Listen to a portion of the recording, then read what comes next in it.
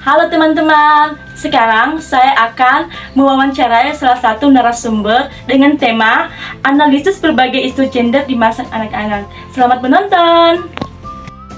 Menurut pendapat Kak, apa sih dampak dari diskriminasi gender itu terhadap anak-anak? Oke. Dampak dari diskriminasi gender untuk anak-anak.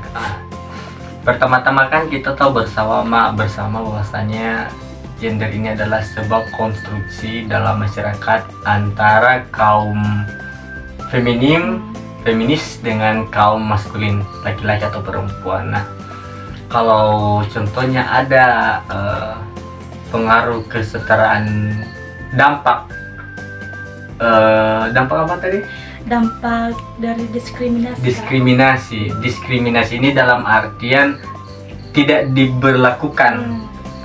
Nah, kalau dari saya ini begitu. Kalau dari saya begini.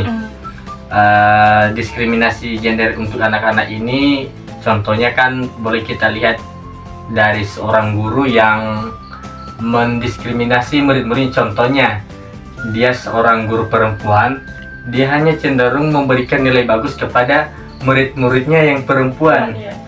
Atau sebaliknya, guru laki-laki hanya memberikan nilai bagus untuk murid-muridnya yang laki-laki. Bisa juga mungkin dalam konteks kekeluargaan, orang tua laki-laki hanya sayang sama anaknya perempuan. Sebaliknya, orang tua perempuan, ibu, hanya sayang pada anaknya laki-laki. Dan faktanya itu sangat berdampak sekali secara psikologis. Pertama kan, namanya juga anak-anak, mereka ini butuh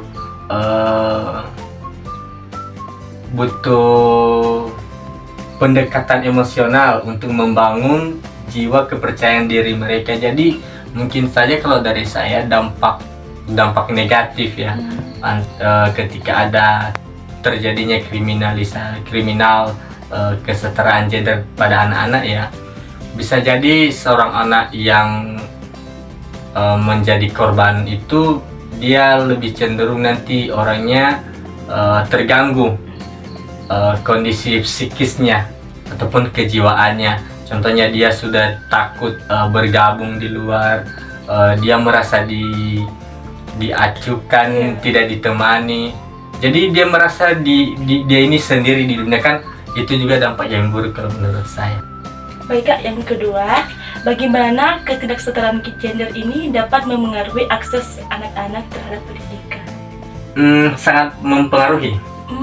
Pertama-tama, ketika adanya kesetaraan gender dalam artian baik dia laki-laki maupun perempuan, dia itu sama-sama bisa sekolah. Ketika adanya kriminal kesetaraan gender dalam artian salah satu merasa tertindas, contohnya kalau seandainya yang boleh berpendidikan itu hanya laki-laki, kan itu terjadi ke penyimpangan sosial. Nah, ketika dua-duanya disetarakan di mata pendidikan, laki-laki dan perempuan itu sama-sama bisa berpendidikan, itu menurut saya telah menambah setitik keadilan di muka bumi ini. Baik Kak, selanjutnya yang nomor 3.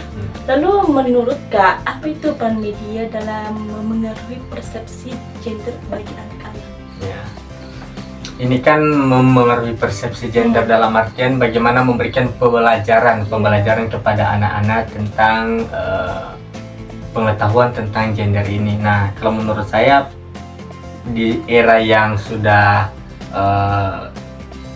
sangat canggih ini melalui teknologi, apalagi teknologi sosial media, peran media itu sangat berpengaruh sekali. Contohnya ketika hadirnya video-video ataupun film-film yang bertemakan gender, itu bisa menjadi salah satu wadah untuk memberikan pendidikan ataupun edukasi untuk anak-anak. Contohnya pendidikan bagaimana cara memuat pengetahuan tentang gender dalam sebuah video, baik itu video pendek ataupun film pendek ataupun juga bisa jadi perfilman, itu bisa mempengaruhi persepsi anak-anak tentang gender, asalkan apa yang dihadirkan di dalam video, apa yang dihadirkan di dalam film itu tidak bertentangan dengan nilai-nilai gender yang sebagaimana seharusnya. Selanjutnya Kak, bagaimana sih permainan dan mainan ini dapat mempengaruhi perkembangan gender bagi anak-anak? Ya, bisa jadi itu mempengaruhi. Contohnya ada sebuah game permainan yang dimana dikhususkan hanya untuk laki-laki, otomatis membatasi anak-anak perempuan untuk bermain ya. Berarti dalam hal ini anak perempuan dibatasi, ataupun bisa jadi sebaliknya ya. Itu lagi, kembali lagi, itu akan mempengaruhi mindset ataupun persepsi seorang anak ketika dia merasa dikucilkan, dia merasa dijauh, dia merasa tidak dilibatkan dalam permainan itu, maka itu akan berpengaruh di secara psikologisnya kalau menurut saya. Karena pada dasarnya semua anak itu butuh hiburan. Nah, ketika mainan itu adalah hiburan dan salah satu gender anak-anak dibatasi dalam permainan ini, maka mereka sebenarnya sama halnya sudah dibatasi untuk menikmati masa-masa anak-anaknya. Oke Kak, ini yang terakhir. Oke. Jadi selanjutnya ini Kak, apa sih Kak peran kebijakan dan program pemerintah dalam mengatasi isu gender ini baik di masa anak-anak? Program pemerintah atau kebijakannya. Sebelumnya saya mengakui bahwasanya kita di Indonesia ini memiliki kita memiliki pemerintah yang memiliki kebijakan belum saya lihat membatasi anak-anak dalam jangkauan, dalam artian gender, membatasi gender dalam segi anak. Menurut saya di sini kita sebagai negara demokrasi, kita bebas untuk mengikut sertakan anak-anak untuk mengikuti kegiatan apapun dan kegiatan dimanapun tanpa ada batasan gender.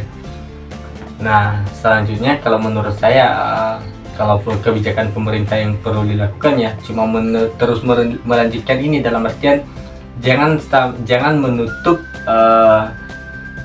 sebuah program pemerintah untuk diikuti hanya oleh kaum laki-laki atau kaum perempuan.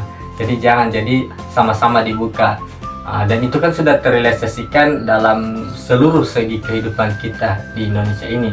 Contohnya dimulai dari kepemimpinan.